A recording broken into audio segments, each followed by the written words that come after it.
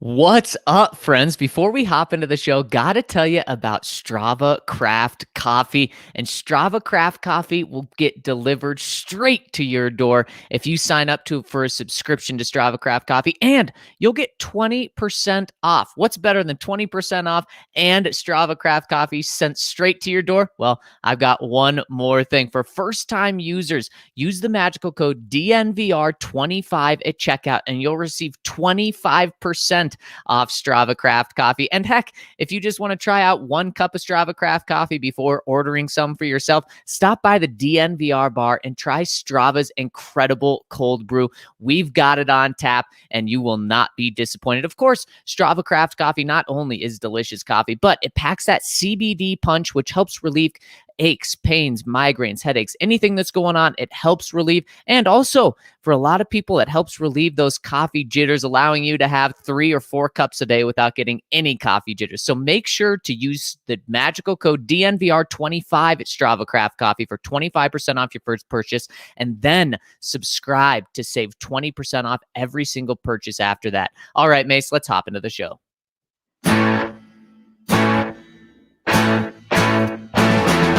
One for the one and only DNVR.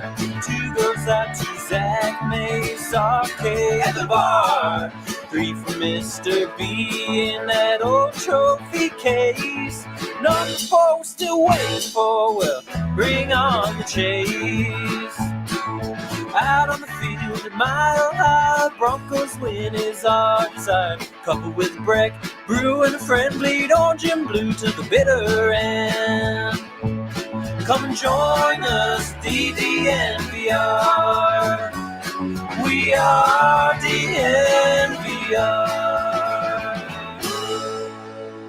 Welcome into the DNVR Broncos podcast on this wonderful Wednesday. No better way to get a Wednesday kicked off than with some Pleasure Horse intro song. I'm your host, Zach Stevens, joined by my man, Andrew Mason. Before we hop into the show, got to tell you about our presenting sponsor, MSU Denver Online. MSU Denver Online puts a dynamic education at your fingertips without forcing you to decide between earning a degree and living your life. Over at MSU Denver, they say it doesn't matter whether you're in person or online. It's all the same to them because you get the same education regardless of where you are. They are all about affordable, and they bring their professors from the real world into the classroom to give you that experience so you know exactly what you need to know once you graduate or finish with that class. So make sure to check them out over at MSU Denver Online. My boy, Mace, what's going on? I'm digging your shirt. Oh, thank you.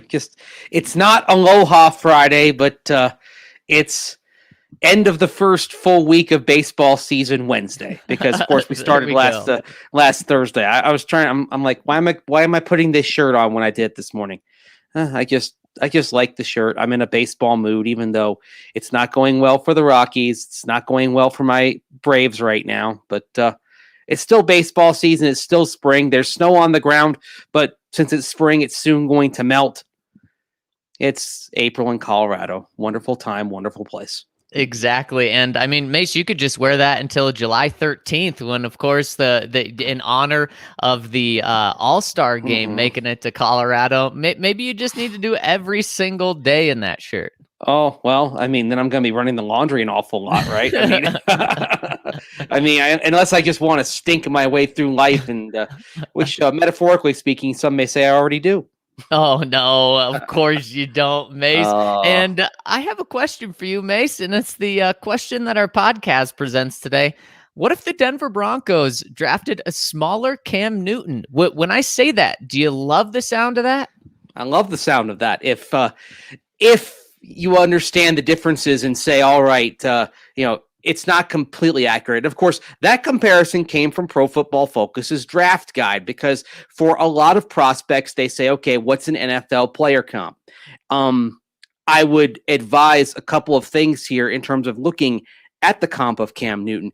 Number one, this player we're talking about is somebody who doesn't run to contact like Cam Newton. And the fact that he's smaller helps out. One big thing with Cam Newton, of course, is he's struggled in the last few years because he's been hurt. The accumulated wear and tear of running to contact, when he was sacked, needing 2-3 guys to bring him down because he's such a big target, it adds up. Kind of similar to Demaryius Thomas at wide receiver, such a big receiver, took 2 guys to bring him down. He's taking more hits, more punishment over the course of his career. He's going to wear down faster than maybe some comparable guys. So the other thing is, this quarterback is much more accurate coming out of college than Cam Newton was. So who are we talking about? We're talking about Justin Fields out of Ohio State. Ooh, I like that, Mason. One of the things that you said, which is the biggest difference, well, the 2 things. You said it, accuracy, which is huge in the NFL, as we know. And the other thing was, what has plagued Cam Newton over these past few years and really made him fall off a cliff? Well, it's his health, and specifically his arm, and his body has just gone away. Well, Justin Fields isn't going to take those risks and put his body on the line all the time. So if you're talking about getting a healthy Cam Newton, oh my gosh, are you kidding me? If the Broncos can get that starting at 9, whether or not they get him at 9 or whether they move up to 4, we're talking about a number 1 overall pick, an MVP candidate, a guy that got his team to the Super Bowl, 15-1 record, Cam Newton. Of course you'd take that. That would be fantastic. But if we're talking about, just straight up Cam Newton, it becomes an interesting conversation there, because he's a guy that isn't going to last with one franchise for 15 or 20 years. But I don't think we're talking about that. I think we're talking about the really good things about Cam Newton with Justin Fields. And the biggest question, of course, with Justin Fields is his processing ability and processing speed. One thing that he does have that Cam Newton also had that really helps young quarterbacks transition in the NFL, if they're slow processors and need time to develop, is the ability to run. And that is something that whatever team drafts Justin Fields, and that could be the Broncos, whatever team does that, is going to have to rely on his legs the first couple of years once the game starts to slow down for him mentally. Yeah, exactly. And that's a key thing, and that can help you out. Now, you've got to build off that. To Cam Newton's credit, he built off what he was early in his career. He never became the most accurate passer, but he became sufficiently accurate to where, when viewed in the light of his entire skill set, he was somebody that you could win with. And of course, eventually he went to 3 Pro Bowls and was a league MVP. And Zach, who was the coach, the position coach for Cam Newton when he became an MVP, as he developed through his career? Mr. Mike Shula, who is now the Broncos quarterback coach, right, who saw Justin Fields in person just 8 days ago with George Payton by his side. Exactly. And let's say this comp is valid, that you've got a smaller Cam Newton, but also, somebody who's more accurate than Cam Newton. Wouldn't you sign up for that as your quarterback? Absolutely. Without a doubt. And Tickle Pickle comes in our comment section, hilarious name, and says, as an OSU and Broncos fan, Fields is not a run-first quarterback, and he is a pocket passer with legs. And that's kind of the modern-day quarterback right now. You do have your Lamar Jacksons, but people are concerned how long Lamar Jackson is going to be able to hold up. What you want is a pocket passer that also has the ability to run. And so, Tickle Pickle, I agree with you right there. But we're talking about Cam Newton, who isn't just a running quarterback. And I think a lot of people view him that way. But if you look throughout his career, Mace, he's thrown 35 touchdowns to 10 interceptions during his MVP candidacy, 3,800 passing yards. I mean, that's not just a run-first quarterback. That is a pocket passer as well. And so Justin Fields is even more so of that, which just fits today's game perfectly. Yeah, think of him as a runner like Russell Wilson is a runner. And Russell Wilson is a guy that wants to win from the pocket. He'll take off and run if it's there, if it's what he has, but he doesn't run to contact. He's looking for the sideline. He's thinking about self-preservation and living to fight another down. And that's the kind of runner that you're going to be getting in Justin Fields if you end up drafting him this year. Someone who his first choice is to win from the pocket, but if he gets through his progressions And you can go and find plays where he gets to his third and fourth read. I mean, he was his coach Ryan Day was talking about play against Clemson back in the college football playoff where he got to the fourth read. So it's not like he's there. If anything, maybe he holds the ball a little bit too long, and sometimes you want to see him take off a bit earlier and not get sacked. That's one critique that is valid when it comes to Justin Fields, but his first choice is to be a pocket quarterback. So you don't have to train him with the instinct of saying, be a pocket quarterback. That's what he wants to do. And I think that's kind of that's a key thing when you're looking at him. Having the running ability, yes, but when you're looking to run first, that's where you run into problems over the long haul. But if you are thinking in terms of, I'm a pocket quarterback first, and that's where I want to win from, you've already got the same mindset. That means you have the mindset that Russell Wilson had coming into the league. That means you have the mindset that Patrick Mahomes had. Mahomes can take off and run, and he can make plays with his legs. His first choice is to win from the pocket. Like you said, Zach, that's the modern quarterback. That's where the game is going. Yeah, exactly. We have Michael saying that Justin Fields is already more accurate than Newton, and I agree with that. And in fact, let's put Trevor Lawrence to the side. Justin Fields is the most accurate quarterback in this draft right now, and that is very exciting. And we also have Tickle Pickle again saying in the CBS latest mock draft, they have Fields falling to 9. Fantastic. Mace, it's kind of crazy that we're at this point right now where the one quarterback that keeps falling to 9 and past 9, as we saw in Todd McShay's mock draft last week, is Justin Fields. It's not Mac Jones anymore. It's not the raw project in Trey Lance. It's Justin Fields. Now, that doesn't mean that Justin Fields is going to drop, but he's kind of the 5th quarterback in the nation's eyes right now. And so let's say he ends up being the 5th quarterback taken in the draft. So we certainly know quarterbacks going 1, 2, and 3. Where is the 5th quarterback going to go? Where's the 4th quarterback going to go in this? And assuming that Fields is the 5th guy off the board. All right, let's say that Adam Schefter is right and the Niners go Mac Jones at 3. If Atlanta holds on to that pick, there's an interesting potential tug of war that appears to be going on in Atlanta as they're discussing what to do internally. Certainly they have trade suitors, no doubt, at number 4. But there are some rumblings that if they keep the pick, the coach, Arthur Smith, wants somebody like Kyle Pitts who can really galvanize that offense right now. And the GM, Terry Fontenot, who has been on the job now for 3.5 months or so, is more interested in a guy like Trey Lance at number 4. So let's say they hold on the pick, and let's say it's Trey Lance, and they decide, okay, we're going to sit him behind Matt Ryan for 2 years while he's got the rest of his contract to run, let him learn, and then turn him loose in 2023. And then the 5th pick could be the quarterback. The Bengals may be open for business in terms of a trade down. Think of the Bengals situation here and what their needs are. Offensive line and pass catchers, right?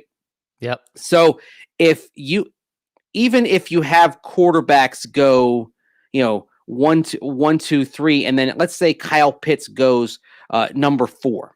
Well, you've got, of course, Jamar Chase, who played with Joe Burrow at LSU, and maybe the guy that they want just because of the Burrow connection. Jalen Waddle, Devontae Smith, Penei Sewell, and Rashawn Slater. And so you got 5 guys at offensive tackle and wide receiver who are top 10 caliber. The Bengals could move down to, say, pick 9 and still get one of those guys. And so that's the scenario where you could have quarterbacks going 1, 2, 3, 4, 5 is the Falcons decide, let's get the long-term replacement for Matt Ryan, and then the Bengals trade down.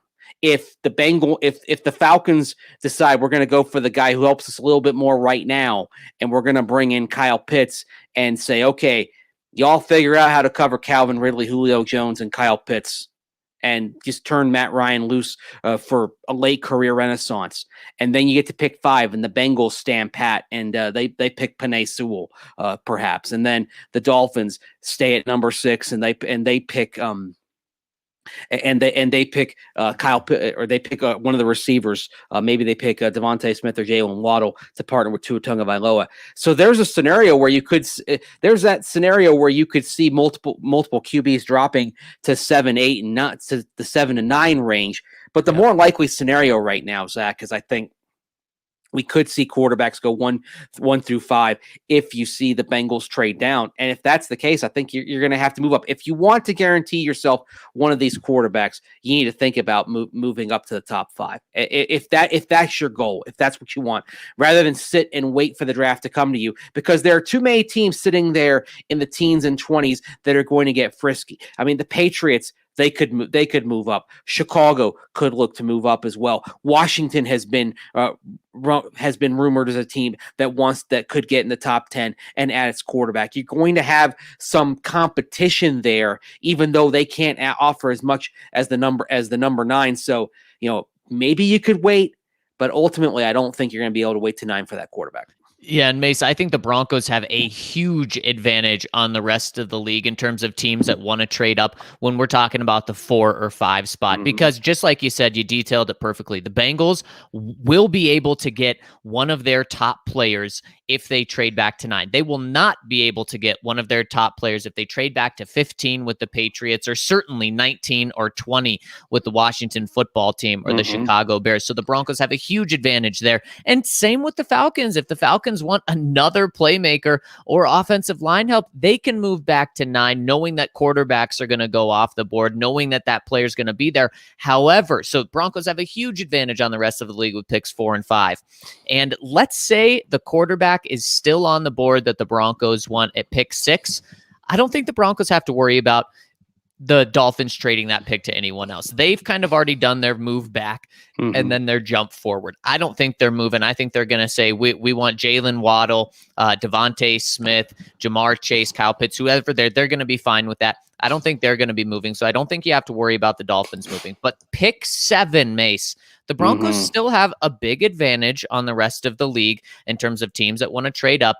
But I don't think that it's out of the question that the Lions would move from 7 to 15. I don't think that's crazy, where I do think it is crazy that the Bengals would move from 5 to 15. I don't think it's crazy that the Dolphins, especially in kind of the rebuild they're in right now, would go from 7 to 15. So the Broncos, if their quarterback is there, you got to make the move. And now the move, if we were talking about this a week ago, the move was to jump the Carolina Panthers.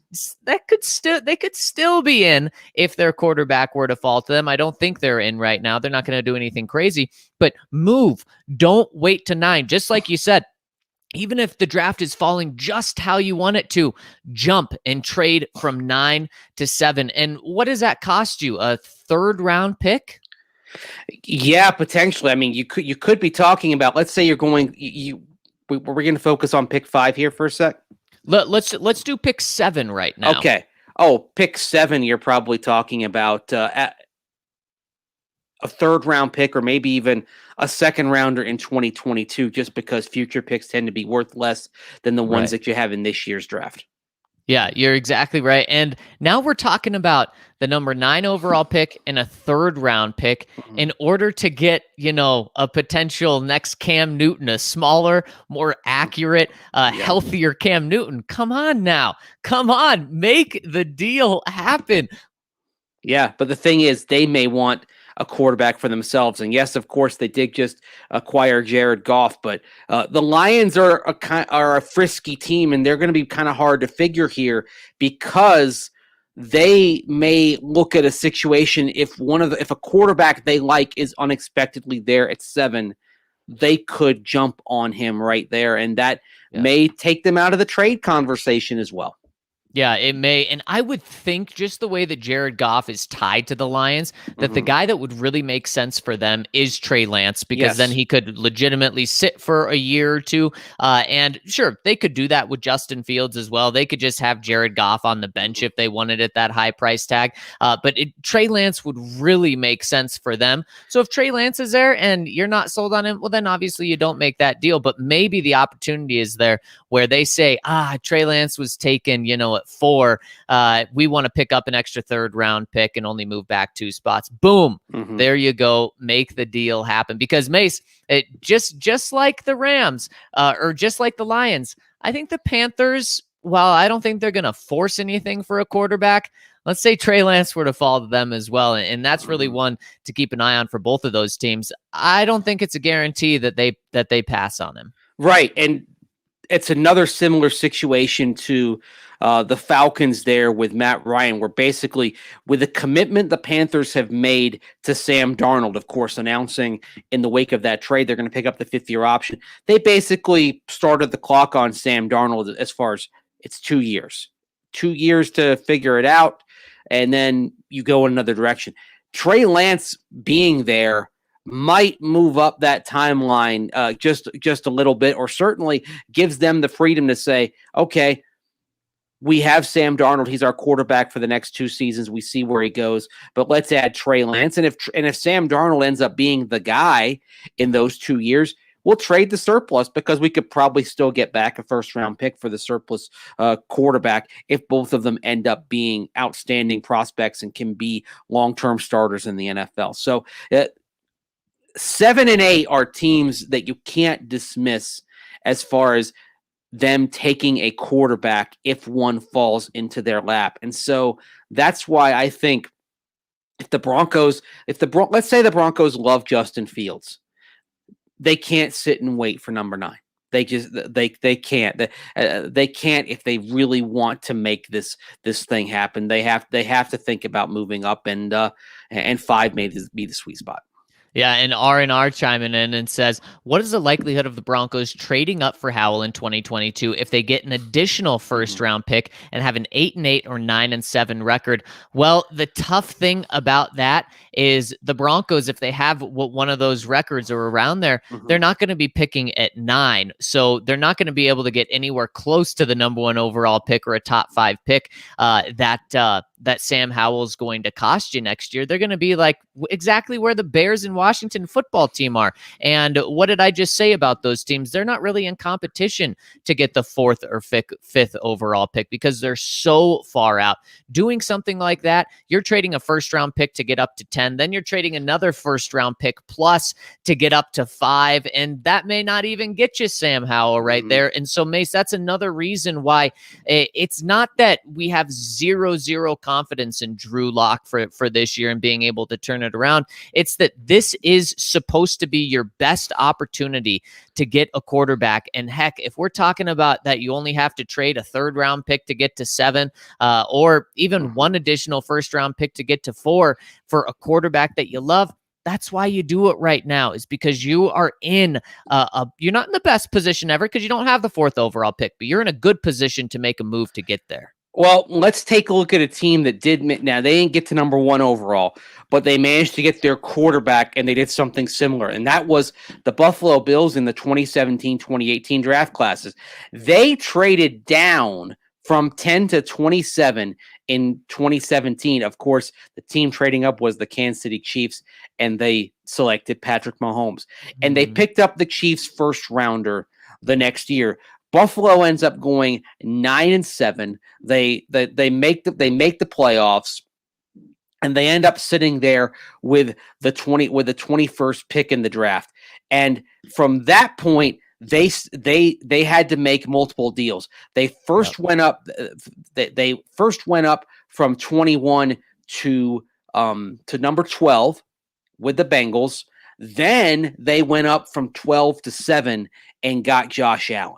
And let's look specifically. What matters, I think, for this year, if the Broncos moved up, is the deal that was made from 12 to 7, because you'd be going up 5 picks, just like it. And the Broncos could be going up 5 picks. They move up with Atlanta, 4 picks. They move up with Cincinnati. Of course, it's in the top 10. It's a little bit higher. To move up from 12 to 7, Zach, in 2018, Buffalo gave up 2 second-round picks, both that year, because they were sitting on picks 53 and 56, and then got the number 7 overall, and they also got a 7th-round pick as a throw-in.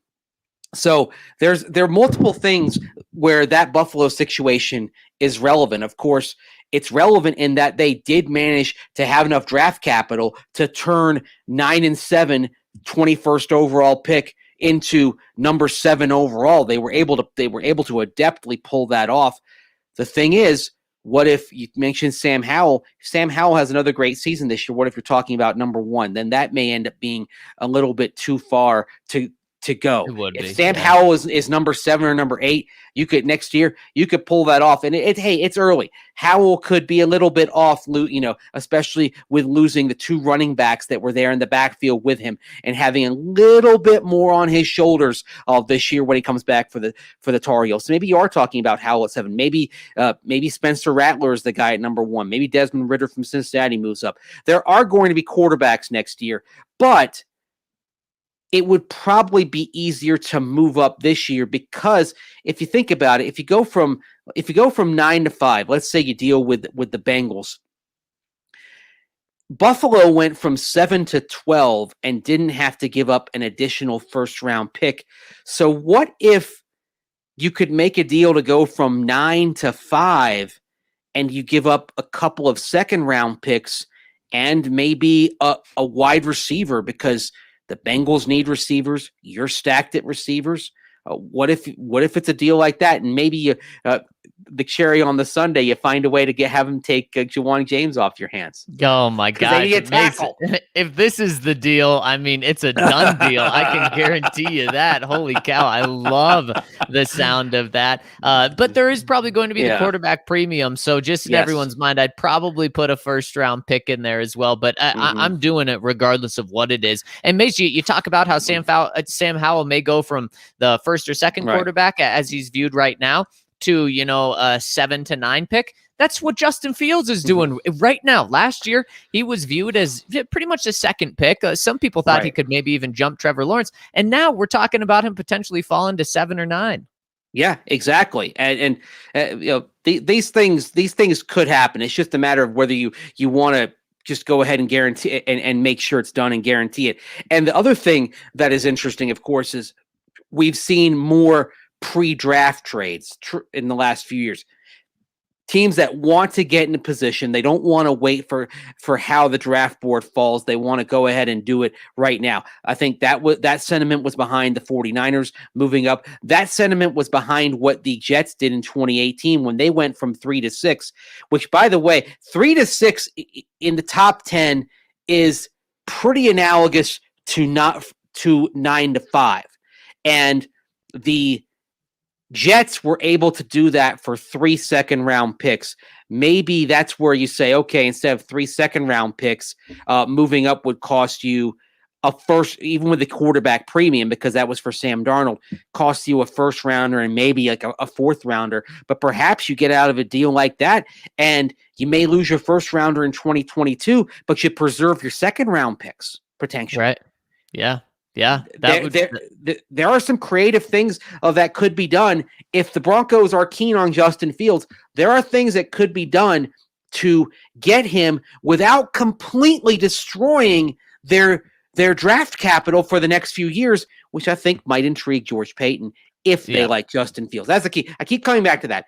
If they like him. Now, there are some rumblings that Mike Shula liked what he saw from Justin Fields, and since he coached Cam Newton, that's why we started the show with the Pro Football Focus comp on a smaller Cam Newton, because if he could turn Cam Newton, not a physically gifted but not incredibly accurate quarterback, into somebody who was legitimately the league's MVP in 2015, what could he do with somebody who maybe doesn't take as much of a punishment in terms of hits from opponents if he's running away from contact but is more accurate? I think that's something where you look at that and the gears start turning here for what Mike Shula could do with someone like Justin Fields. Yeah, and Mace, there's a reason that we've been talking a decent amount about Justin Fields, just because I'm hearing those rumblings too from what's going on inside, that the Broncos do like Justin Fields, and now it's, do they love him? Are they obsessed with him? Where they want to trade up to 4? Where they want to get to 5, 7? Or would they just be okay with him falling to 9? So there could be other players that the Broncos draft. Mace, why don't you give me some other comps, especially of these quarterbacks, and see which one we like the most? All right. This is all from Pro Football Focus's draft guide, which is one of the better ones out there. I mean, I'm sitting on 3 or 4 different draft guides that I kind of reference, that cross-reference and check with my own notes, etc. So let's start with Trevor Lawrence. No comp.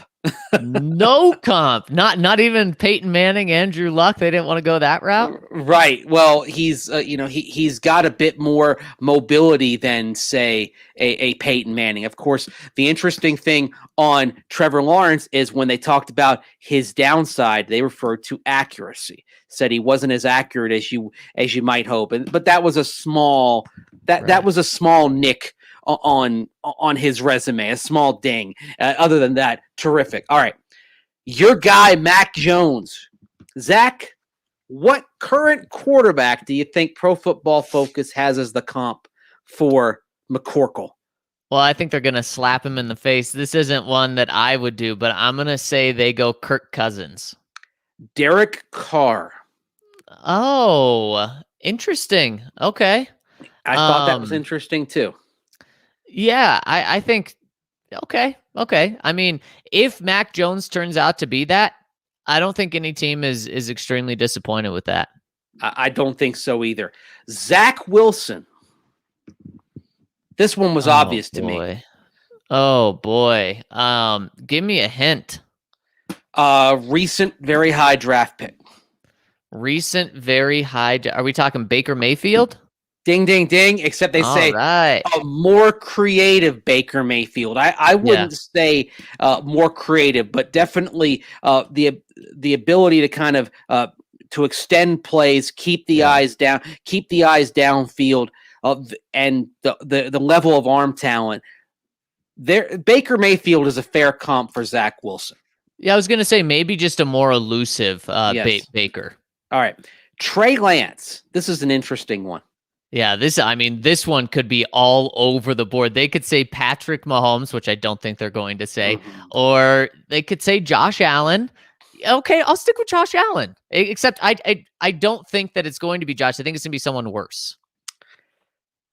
Taysom Hill with arm talent. Oh, okay. I mean, boy, they are hedging their bet right there. Well, that is like, well, we told you he was good, or we told you he was bad. Yeah, but what would Taysom Hill be with arm talent if he were in the NFL? He'd be good. Well, if Taysom Hill had sufficient arm talent, the Saints wouldn't have needed to re-sign Jameis Winston, right?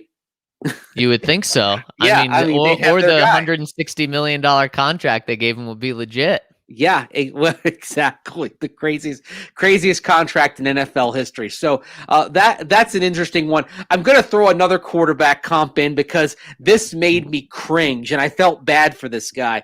Kellen Mond, a likely day 2 quarterback, of course, out of Texas A&M. You know what the comp for him was? Is it like Paxton Lynch? Kevin Hogan. Ugh. Oh my goodness. Wow. So if the Broncos wait and take another day 2 quarterback, and if it's Kellen Mond, remember that Pro Football Focus compares him to Kevin Hogan, which is going to give everybody the shakes. Yikes. And of course we all know Kevin Hogan, but wasn't he even like a 4th round pick? Yes, he was. Oh, yikes. So they're saying stay far, far away. Yes. I mean, you see a comp like that, you're like, no, not going to do that. So let's go through just some other players at other positions real quick. Patrick Surtain II, the cornerback out of Alabama. The comp on him is Tremaine Johnson. What do you think of that? Okay. That's fine. Okay. J.C. Horn. I love this comp. Dre Kirkpatrick. Oh, yeah. I do like that. I like that a lot. That's one that makes your eyebrows arch a little bit. Caleb Farley compares to Jimmy Smith. Okay. Yeah. Okay. Former CU buff. Yeah. Najee Harris compares to Matt Forte. This is an obvious one because of the size and the pass catching ability, and also just the maturity that they have coming in. Matt Forte, day one, outstanding back when he stepped in for the Chicago Bears as a rookie. There was no transition for him. I don't think there's going to be any bumpy transition for Najee Harris. No, I don't think so either. He's a guy that's why I think Najee Harris is a first round pick, is because the team knows that they can rely on him from day one. Right. Kyle Pitts, Darren Waller. Okay. I mean, that honestly should be just straight up the comp, should be a better Darren Waller, and Darren Waller is very good. I would agree with you on that. Among the receivers, interesting with both Devontae Smith and Jalen Waddle, no comp made for those guys. Why is that? I mean, is it because Devontae Smith is so small? Perhaps, but I mean, you think, okay, wouldn't you be talking maybe even a comp of Henry Ruggs, although Ruggs has not really been in the league that long. Jamar Chase's comp, Justin Blackmon. And obviously, we know about the issues that Justin Blackmon had, but we're not talking about the off-field stuff. We're talking about kind of what their talent level was. Justin Blackmon was incredibly talented.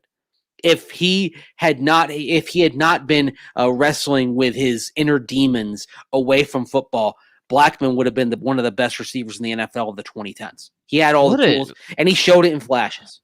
What a terrible comp, though. Honestly, I mean, I totally see what you're saying. You're defending him in the way that makes sense, but that's a horrible comp. That would make me question that pick. But you're right. He was a good talent, and I just love our comment section right now. So many people are saying, "Why are we not picking at 4 yet? When is the trade happening? Keep doing the good work you're doing, but announce the trade to 4, please." So Broncos, if you're listening, everyone wants to trade to 4. George, let's make it happen. Yeah, I mean that you know what? If that happens, then I think everybody sleeps a little bit better at night, right? Because then at 4 you're getting somebody you like. And I think basically this discussion for the Broncos at quarterback, if they do end up getting a first round quarterback, it comes down to Trey Lance and Justin Fields. Mm-hmm. I think it's either of those two guys. I don't think, unfortunately for you, Zach, at this point, I don't see Mac Jones being in the conversation. And hopefully it's because Mac is off the board at 3. I would be so pumped for him. And honestly, that would be the best place for any young quarterback to succeed. So he'd help me. That would help me prove me right on Mac there for sure. And so I do agree with you, Mace. And it's just crazy. I mean, just how matter of fact Adam Schefter was yesterday on a radio hit saying, "Oh yeah, the pick is 3, or the pick is Mac Jones at 3 for the 49ers." That is wild. Yeah. I don't like to get too much into the tone, but it was the tone that Adam Schefter had. It was so decisive. Yeah, it really, really was. Yeah, and a couple other comps real quick. Rashawn Slater out of Northwestern, offensive tackle. Marshall Yanda, longtime offensive lineman. That's a good comp. No comp, by the way, for Penei Sewell, and no comp for Micah Parsons. Now, Parsons, part of the reasons I think why you don't have a comp for him is because, is he an inside guy? Is he an outside guy? Is he both? Yeah, wouldn't his comp probably be Isaiah Simmons, and Isaiah Simmons isn't a good comp to use because he's only been in the league for 1 year. Yeah, same thing with Jeremiah Owusu-Koramoah, JOK. No comp for him, even though he might be kind of more in that Simmons range because he could be a safety, he could move around. With Micah Parsons, and again, this is just on field. This is not talking about character or anything else. The way you can move him around, this is really old school on this, but if you're a Broncos fan of a certain vintage, you know this name well, and that's Carl Mecklenburg, who played inside and outside, even line up on the defensive line, but he could be an inside linebacker, an outside linebacker. He could rush the passer effectively from both spots. That I think, as far as a player, as far as strictly his playing ability, is a fair comp for Micah Parsons. Whew, man, that would be quite the comp to get, especially, I mean, Mace, that's probably the comp that we're using if the Broncos do go that route, although I don't think that they're going to go the Micah Parsons route, but if they do, there's going to be a lot of talk about that, in hopeful talk, I should say. Yeah, I mean, I think, I don't know if anybody's put that out there, but when I was watching some of Parsons a few nights ago, I don't know, if you have that kind of eureka moment and saying, okay, he can go inside, he can go outside. And then it's like, I can't believe I didn't think of it earlier that a guy who we argue for being in the Hall of Fame, but his case is so difficult to make because they moved him around so much, is Mecklenburg. But he's got a resume unlike any other. And if a team uses Micah Parsons inside and outside, if they shift him around depending on the point of his career and where he fits in the particular defensive scheme they're running, we could, if he blossoms and if he stays out of trouble, if he doesn't have any further issues, we could be talking about a Mecklenburg-like career for Micah Parsons. Yeah, which is wild. And maybe then that would actually help Mecklenburg get the respect he deserves, because he would be viewed as like a modern day defensive player just 40 years earlier. Yeah. Because now we're seeing a lot of these guys, versatile guys. Isaiah Simmons in the top 10 last year, Micah Parsons in the first round this year, JOK in the first round this year as well. And maybe people will finally realize, oh, okay, Mech did this just, a quarter century or half century before all of these guys. It's time for him to get in. The guy just came around about 35 to 40 years too soon, right? I mean, yeah, exactly. Oh man, Mace, I've loved this conversation. And before we get out of here, gotta give my DraftKings Sportsbook pick of the week, because it goes back to something we talked about in this first segment. I almost stopped the first segment right there and said, let me give you this because I love it so much. On DraftKings Sportsbook, they just keep putting more great bets up on what you can do with the draft. And they have one called First Round Totals now, and it gives you, how many tight ends are going to be picked in the first round. For tight ends, they have half a tight end. So if one tight end, total safeties, tight ends is 1.5, because of course Kyle Pitts, everyone knows, is going to go. But the one that really caught my attention was total running backs drafted in the first round. They have that set at 0.5. I don't want to call this a lock, but I love this because I think at least Najee Harris is going to go in the first round for what I said earlier. He's a guy that teams know they can put him in and he can be a day one instant starter and have a huge impact in both the passing game and the running game right away. Now, you're not getting the best odds at DraftKings. It's minus 225, but man, I love that. And all you need is one running back to go for that to hit. So that's my DraftKings Sportsbook pick of the week. Mace, what do you have dialed up? I was hoping you'd talk that through a little more because DraftKings is very slow to load up right now, and I'm trying to get the odds up here. Okay, location confirmed, location check, good to play. All right, let's go back to football really quick. So when you're looking it up, Mace, I can go through a few more of these over-unders in the first round by position. Quarterbacks used to be 4.5. Now it's up to 5.5 because it's pretty much a guarantee that 5 quarterbacks are going to go in the top 10, if not 5 quarterbacks in the top 5. And then so they're just saying, okay, is another quarterback going to go from picks 10 to 32? That's 22 picks. Is one quarterback going to go? If I had to pick, and I don't love this one, but if I had to pick, I'd say that more than 5 quarterbacks would go in the first round this year. Yeah, I mean, it's actually interesting because I'm looking at the play. Maybe something is wrong with my draft with my login, but I'm looking at players drafted in the first round. All I see are cornerbacks, linebackers, defensive linemen, and defensive players. Now, what defensive players drafted in the first round? If the over under is 14.5 at minus 125, I'm going to take the under on. For under 14.5 defensive players out, 32 picks in the first round. There's going to be such a run on offense, and that's going to be enough to where I think we're talking about at least 18 offensive players going on the first day of the draft. I mean, that is just wild. It's in fact, it's not crazy that in the first 9 picks, it's all offensive players. It's not crazy to say that the first 10 picks are all offensive players. And then that just leaves you 22 picks left in the first round. And are 14, 15 of them going to be defensive players? Probably not, because there's still going to be that offensive premium with this draft. So, Mace, I love those odds, and I love DraftKings Sportsbook and all of the odds boosts that they have going on. DraftKings has it all, including they've got you covered for the Masters this week. Starting tomorrow, they're giving you the opportunity to turn $1 into $100 over at DraftKings Sportsbook. And all you have to do is pick one golfer to land in the top 10 in the Masters this week. And if they do that, you'll turn that $1 into $100. You don't need to pick the winner. You just need to pick someone who's going to finish in the top 10. So pick out a favorite, roll with them, put $1 on them,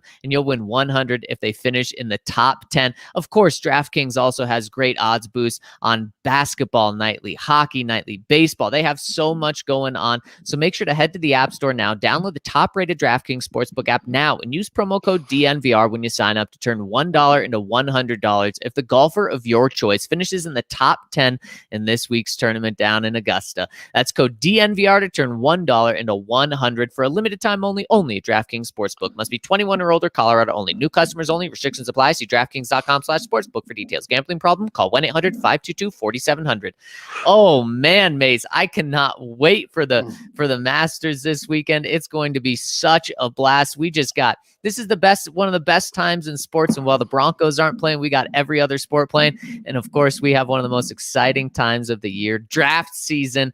And we will be continuing to roll with you every single day to break it all down. And we're going to hop into the comment section right now. So make sure to jump over to the podcast section, search for DNVR Broncos anywhere that you look at podcasts, and we will pop up. Make sure to tune in because we still have about another hour left of this show over on the podcast side. And also, if you're tuning in live, thank you so much. Please hit us with a like, subscribe, and alerts. We're back on our normal YouTube channel, so now you can hit those alerts, and you will get an alert every time we go live. But thank you guys so much for rolling with us on the live side. Let's jump into the comment section.